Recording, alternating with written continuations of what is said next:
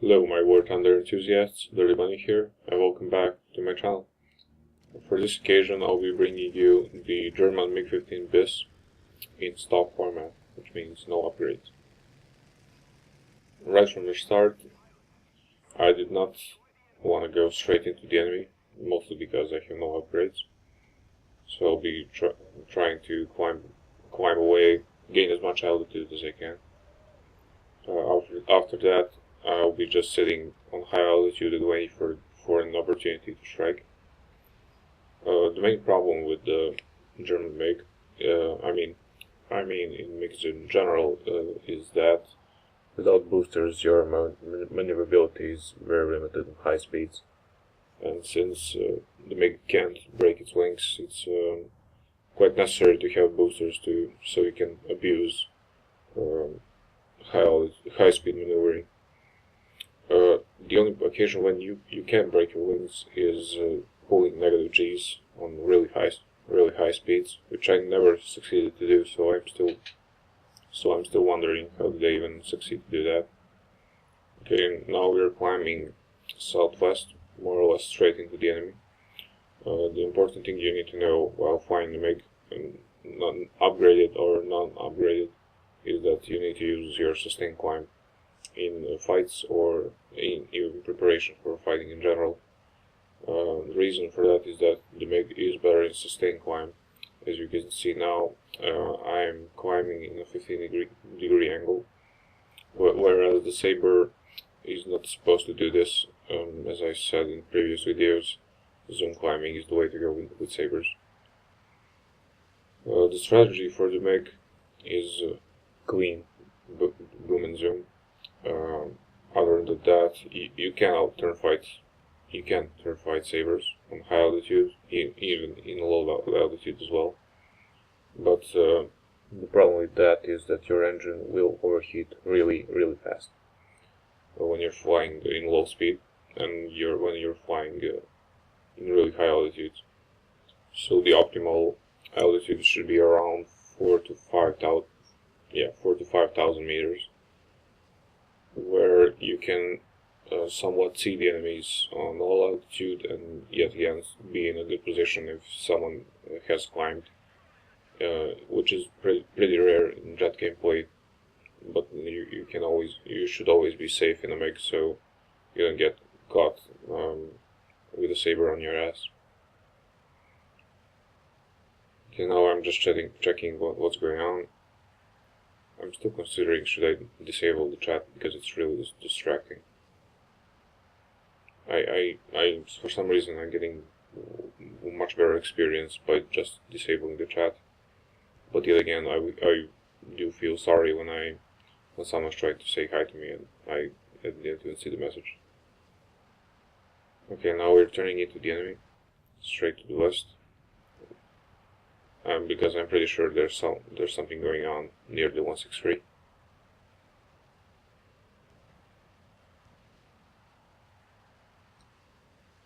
Okay, so first contact, the F-86 and the second one, both F-Sabers. Both F-Series Sabers are pretty much equally dangerous. So, mostly because of the speed. So you don't want to get caught in low altitude trying to run away from them. Okay, now the F2 Saber has crashed. So I guess I'll switch to the other one.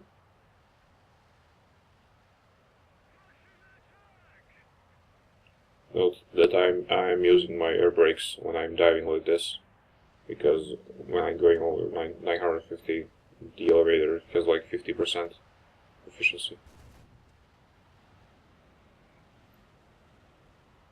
Try to poke him.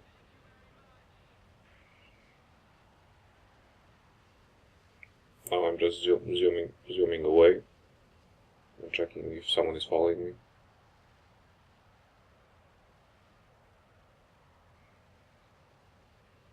No, I do see the Sabers on a high altitude, but they're not coming into me, so I'm not worried.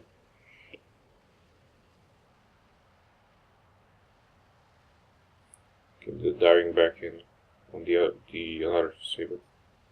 This is the A5. He's pulling up. A quick burst. There's the first kill. Since this is stock ammo, be prepared for a lot of sparking, because the default ammo has the HEFI tracer, whereas the air target belt has the HEFI without a tracer, which is still visible, but it's more powerful because it has more explosive in it. So you shouldn't be experiencing that much sparking. Now I'm just checking my side. I'm gonna follow the F2 saber for a while.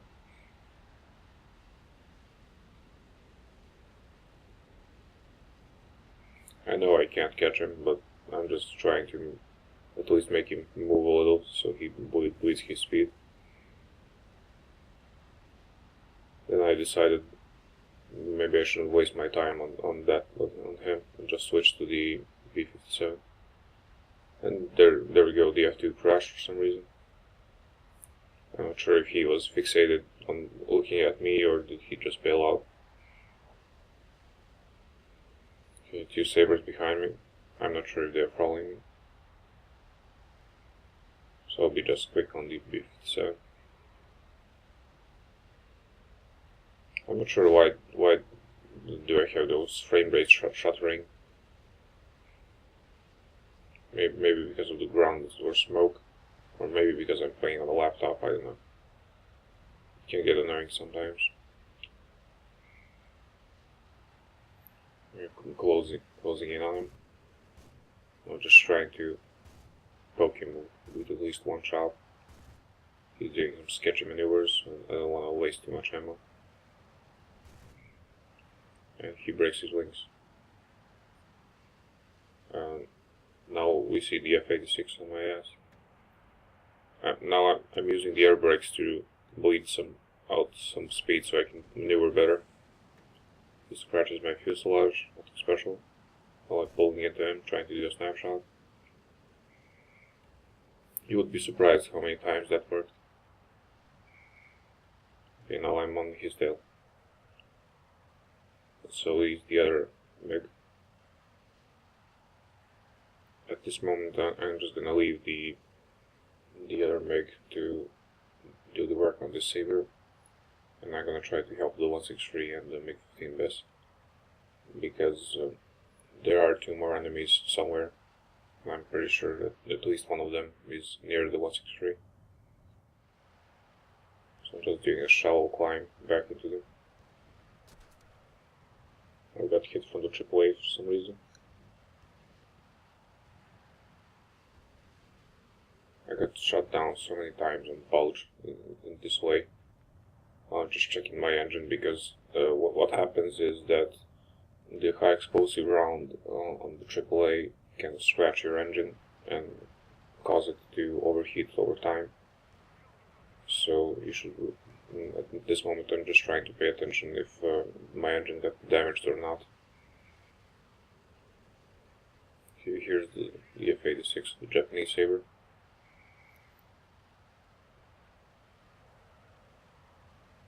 I'm just trying to figure out what are they doing. Seems that they're both stalling out, which is perfect for me. He did a very good setup. There goes the other saber.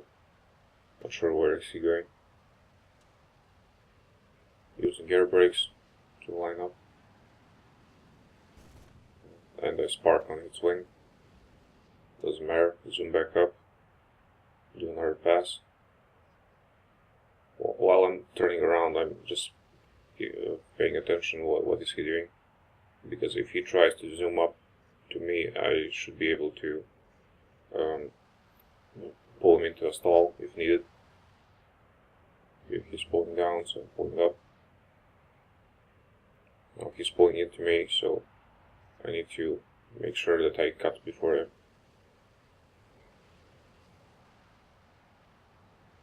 Okay, missed again. Okay, he's bleeding speed, so I'm pulling up. what gets me there. Then pulling back down. I'm using flaps when I'm going below 550. This can be really useful. I'm trying to get a shot on him. There we go. It looks like he lost his tail. If he did. Okay, I don't know when did the other saber die, but there is one more remaining. And I'm probably, I'm guessing that he's on the runway. Because he was going into that direction and ignoring me. So he's either damaged or ran out of ammo.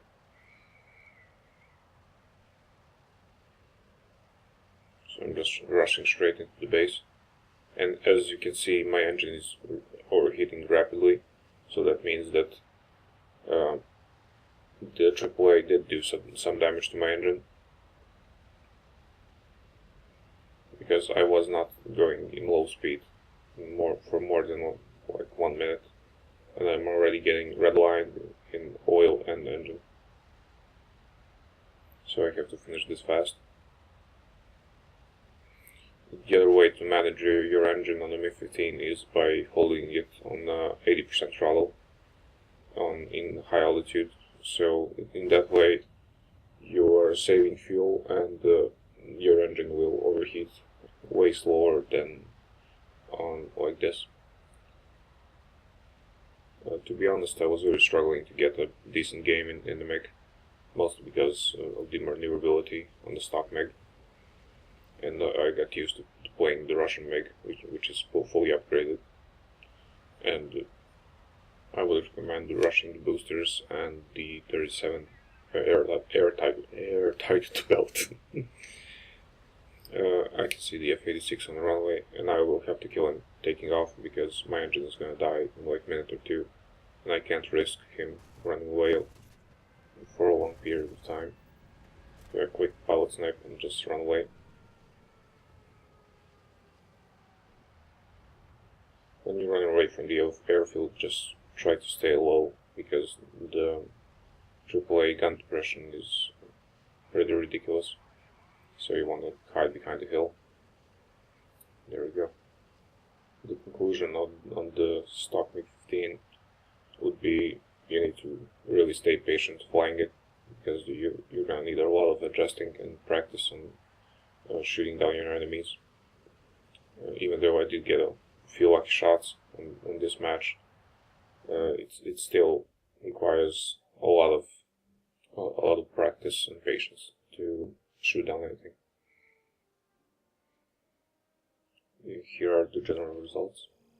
In the next video I will be covering the F-86 F-25 Sabre in stock format. Thank you guys for watching. See you in the next one.